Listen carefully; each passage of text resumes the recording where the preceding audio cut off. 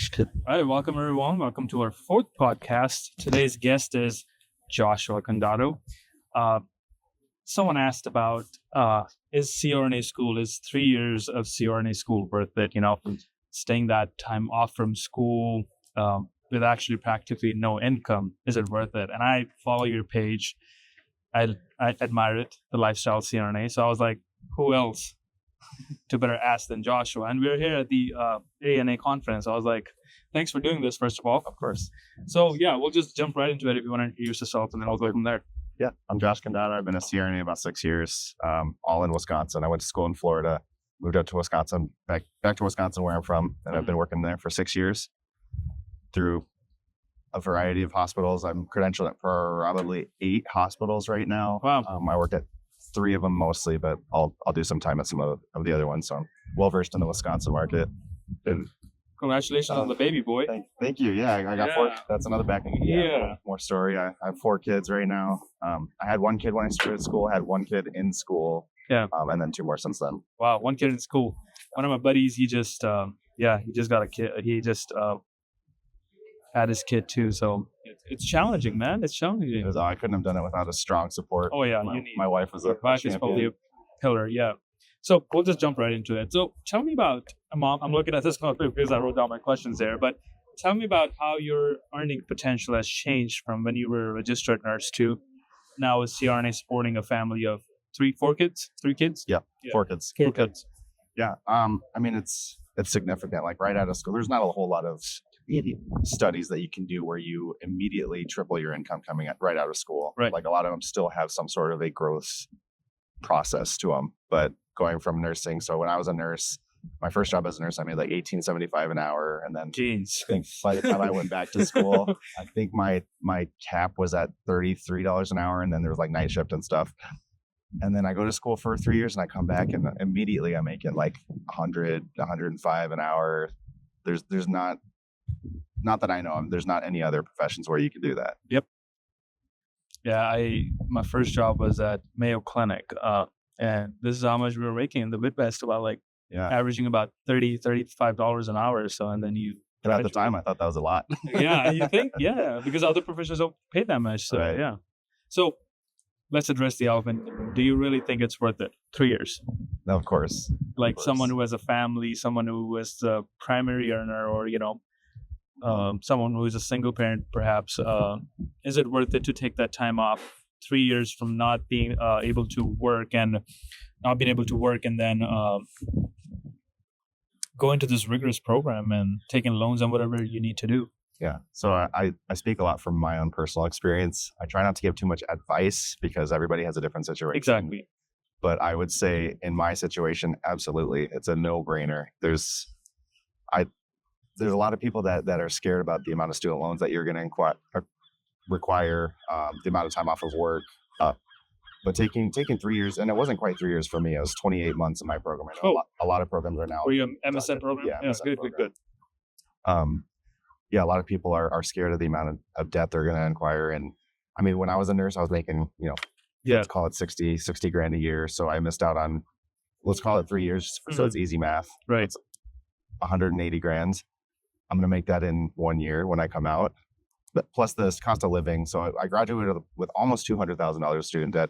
I could have come out way slimmer, but I didn't really change my lifestyle. Yeah. I was still I had a family still. I had a couple of kids. And I feel like 180 that you just mentioned, that's on the lower end though, because CRNAs are making great money. Oh, absolutely. That's 180 is like if you're. That's assuming you're going to maybe average. average. I think the average is probably closer to 200. Yeah.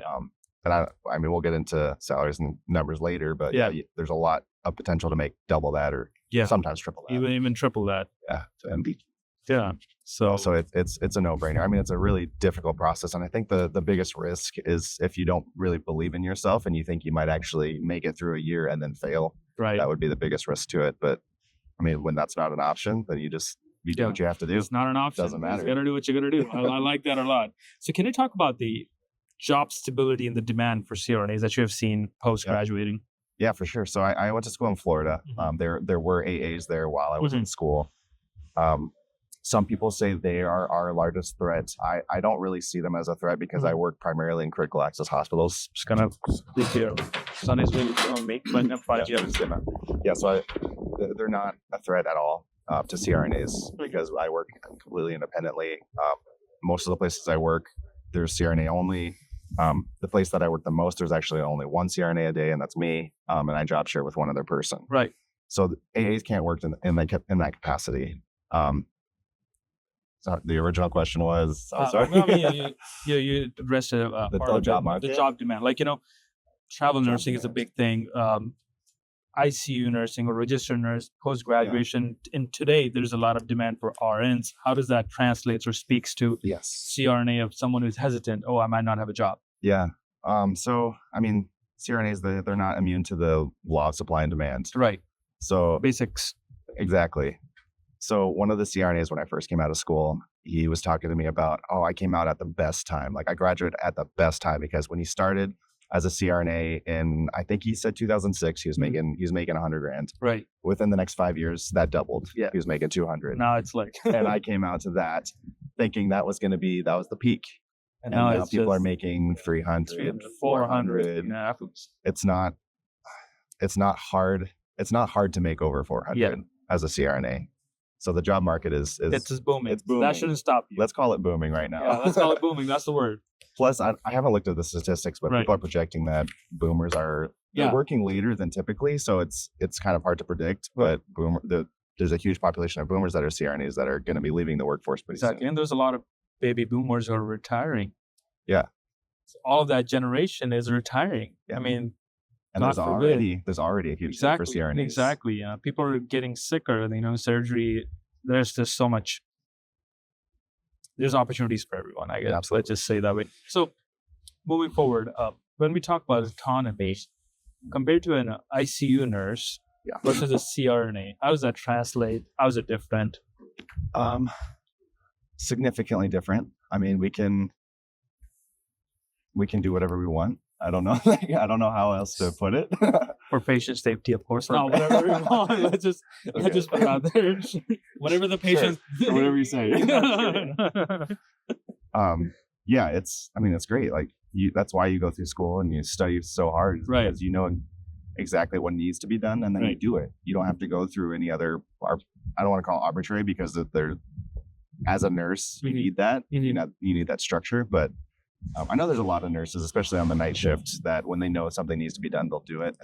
And then they'll tell somebody later. I was only in the ICU for 2 years. Right. So I was kind of getting there towards the end of my nursing career, but I wasn't really there yet. So for me, going from nursing to CRNA, it was mind-blowing how much autonomy, not mind-blowing, but really rewarding how much autonomy I got. I shadowed this CRNA, I think this was my sophomore or junior year when I was doing my BSN. And she told me one thing that, Saranjeet, if you ever want to explain to anyone what a CRNA is or what an anesthesia provider is, no matter if it's a CRNA or MD, tell them they're like the manager of the operating group. Yeah. Like anything goes wrong, your patient's entire CO2 is climbing, your patient is hypoxic, your patient is hypertensive. Anything, everyone looks at you. It's anesthesia. So it's a lot of responsibility in that sense too, because you are making those decisions. You are responsible for those interventions. So does it ever scare you from being at a perspective where you were like, the MD put the order, I'm going to follow it, or, you're going to follow it per your hospital's policy, but now you're the one who's making the decisions. Does it ever scares you? No. I mean, that's why we go to school for 3 years, right? That's why you train so hard. Exactly. CRNA school is no joke. Oh, no. So, I know that. I can speak about that. It's you know what to do and you do it. And you have the resources that you need for the most part. Right. So it actually, anesthesia, it can be terrifying sometimes, but for the most part, it's pretty simple for the most part. It's rewarding. Most of the time, yes. So now that I know you spoke about it a little bit, but how has your life transitioned from when you were raising your family, or when you and your wife were raising a family and you were a nurse, to now that you're a CRNA? How has that changed? It's changed so many times, honestly. So 6 years, a little over 6 years I've been CRNA. The first probably 3 months, I looked at every single paycheck and I'm like, wow, it was worth it. But then just like everything else, you get used to it, and your standards change. And And now I look at the same paychecks that I used to get. I'm like, really? I'm not working for that anymore. Like that's pennies. That was a phase. But I had a ton of student debt coming out. So that was one of my goals, Right. Was to pay it off quickly, and paid it off in 4 years. Right. So that was pretty rewarding. And looking back, like looking at the statistics and the numbers, like I don't know if it was the smartest financial thing to do, but it also has a pretty huge emotional aspect to it. So. I think that's what, see, if I could take out the emotional aspect, I would take my time to pay off the student loans. But as someone who has never had a penny owed to anyone, like I don't owe anyone money. It's just like, I don't know. It's just a thing that's always at the back of my mind. So I get that. And people, they disregard the emotional aspect, but it's huge. It is huge. Yeah, it is huge. So yeah, you do what's best for you. But. Of course, yeah. Like my sister, she still has student loans, and she's like paying $100 a month, like forever. Yeah. I didn't want to do that. So there's different stages in my income creep, if you want to call it that. How's that transitioned? Sorry to interrupt you. How is that transition to work-life balance? I mean, right out of school, I had a really good work-life balance. Plus, I enjoyed my work more. So that by itself gave me better work-life balance because I came home and I was satisfied with what I was doing in the hospital. So it affected my home life for the better after I graduated. You know what's really funny? And this is just my experience, just an opinion based on no fact, but like the ICU nurses that I spoke to, almost half of them hated their job in the sense that they were burned out. I'm not saying that they hate the hospital or whatnot, but they were burned out. But I've yet to meet a CRNA who has told me that they hate their job.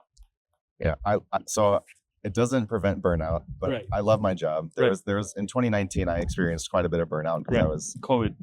Yeah, well, this was before COVID. Oh, this was before COVID. Okay. Yeah, because I was doing a ton of extra shifts. I still had kind of the nursing mindset, and I was trying to grind mode, grinding. Yes, just working every. So I took the summer of 2019. I think I took probably 5 out of 7 nights of call the entire summer, probably 3 or 4 months straight. Wow. What'd you do? Like buy 5 houses? No, just paying off our student debt. Right. I missed out on a lot because I had 2 kids at the time. Oh yeah. At the end of that, I didn't know where the summer went, and I decided I wasn't gonna do that anymore. Yeah, because next thing you know, your kid is like. Yeah. So my oldest just turned 11. Wow. It's like, where did that time go? Right. But yeah, there's a balance, and you got to find it. And it's easier if you make the conscious decision beforehand. But do you think the financial liberty has made that work-life balance a little bit more easier for you when compared to when you were a nurse, for example? Like, is it easier for you to now go on family vacations? Yeah. Well, so we go on. We used to go on family vacations, but now they're just a little more extravagant. Right. And it's nice. And I mean, you get used to everything. So now we go on a vacation, and it's just a vacation. It's not like, it doesn't feel like an extravagant vacation like the first couple times we did it. Right. I guess a better way to put it is in the terms of what kind of setting do you work? Let's ask that. What kind of setting do you work in? Yeah, so I went through a period of time where I wanted to do open heart surgery. Right. And that was, for some reason, right out of school, that was very important to me. So I found a job in Wisconsin. There was only a couple of hospitals that CRNAs did the hearts. And I went to that job, and it was very strictly medically directed. Right. And even though it was like, I enjoyed it for the first few months, I kind of got tired of all of the politics involved with it. Yeah. So I ended up leaving that job, going to another job that was supervised. Right. Which was much better. But even still, I wanted the independence, because in school and where I trained in Florida, I received a lot of independence. Right. And so I felt like coming out of school, I was taking a couple steps backwards. Right. And so I went through a year of strict ACT, and then I went through a year and a half of loose supervision. Mm-hmm. And even towards the end of that, I was like, you know what, I'm ready to do this. Like, I know what I need to do. I'm ready to be 100% independent. Exactly. And so I did. At year, was it 3.5? Around 3.5, I took my first independent job, and I'd been doing a little bit of locums in independent situations during this time, but I dove into it and haven't looked back. And I have a really hard time working in any sort of physician-led care model. You have our preferences? Yes. Sure. So you think working locum and working, the independent sites or whatnot, that is much better for work-life balance, right? Because you can predict your next 3-month schedule and take like 3 months. It's like much like travel nursing. So that's one of the huge benefits, and I speak to this because You did it. it's me. Yeah, you did it. I did it. You're doing it. Yeah, and I know some people I talk with, some other CRNAs I talk with, they couldn't handle the amount of call I have to take. Right. But in my mind, I was like, I'm only working 30 weeks a year. 6 weeks off. I mean, no, 30 weeks a year. You're like 22 weeks off. 22 weeks off. Yeah. Well, so I have a contract where I work 26 weeks, and then I'll do some locums on the side. Right. And I mean, I'll work more than 30 weeks because I'll probably work closer to 40. But still, like I'm okay taking call, because in these critical access hospitals, you're not getting called every night. It's not like call in these big 300 bed facilities, big medical centers. Yeah. I get called in a couple times a month at most. Wow. And that's very typical in these critical access hospitals. And there's you have busier critical access, but all of the ones that I work in, and I'm, like I said, I'm credentialed in like 8 different hospitals. They're very, I don't want to call them relaxed. They just don't call you all every night. Yeah, there's just different needs at every place. Yeah.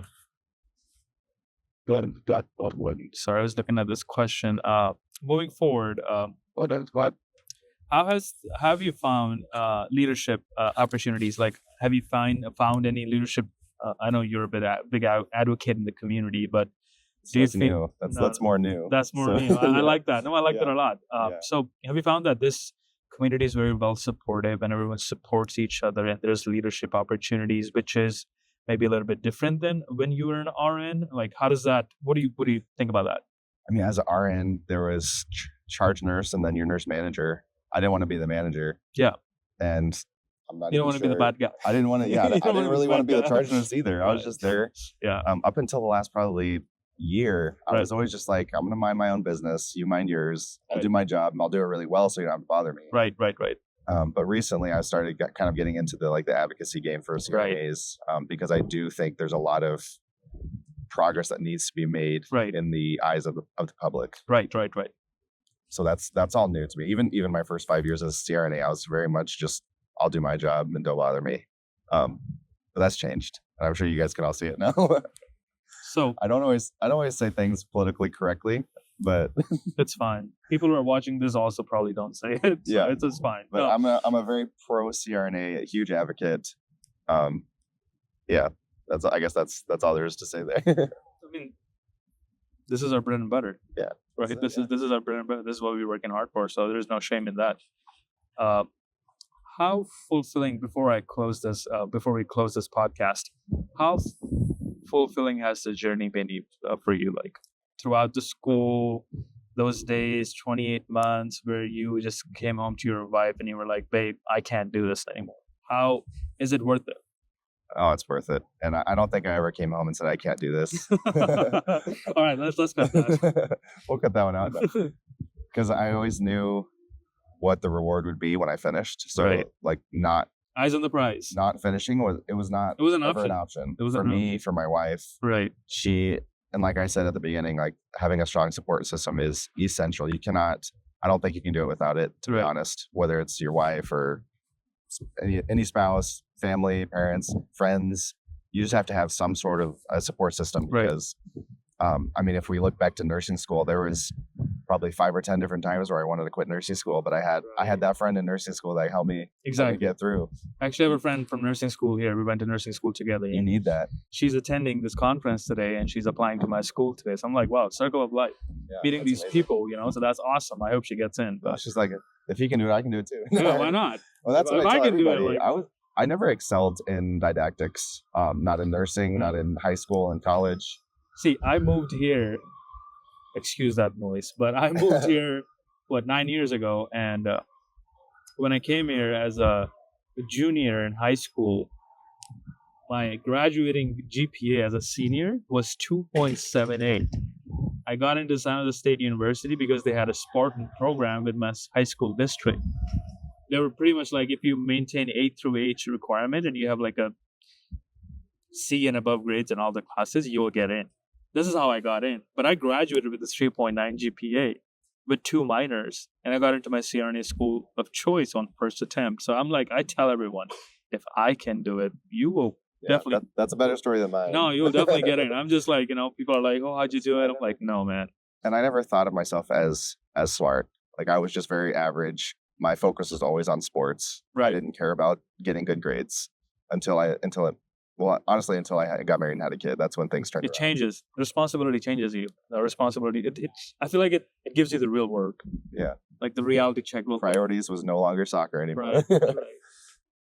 Wow. Interesting. So, lastly, before we end this podcast, any advice any piece of advice for anyone who's maybe at the brink of, maybe I should do it, maybe I should not do it. My life is good right now. I don't want to put 3 years into this. Something that you have for them. What would you suggest? I'll tell people to look at your life in 10 years and what you want it to look like. It's a great perspective. If you're happy in your current situation, then there's no point in putting yourself through what you have to go through in CRNA school. Right. But if you want something more, nursing's not going to get you there. CRNA is extremely rewarding. Income potential we talked about. Right. Work-life balance. You're respected in the community and in the hospital a lot more. Right. If you want any of that in the next 10 years, then it's by far the best thing I've ever done. Besides getting married and giving my heart to Christ. You're like, another way to look at it is, what is this, like 2024 right now? And if you are debating whether to do it or not, and if you apply and you get in, God willing, like you start in 2025, you end in 2028. Well, 2028, you'll be done and you'll be a CRNA. Instead of not doing it, 2028, you'll still be where you are today. It's going to get here in 3 years. It's going to get in 3 years. Time is flying. I'm not saying there's nothing wrong with being a nurse. Let's just stay away from that. I am a nurse. I'm proud of my nurse heritage. That's why I chose this profession and, not go to med school or whatnot. But I'm just saying, if you really want to do it, there's nothing wrong with advanced practice nursing. And if a doubt is stopping you, you shouldn't. You should be the one who should eliminate the doubt first and let the world doubt you, because there's plenty of people who will be there to doubt you, but you shouldn't be the one. Yeah, and I mean the money's there. That's what everybody is drawn to. But it's a necessity. But I think you're.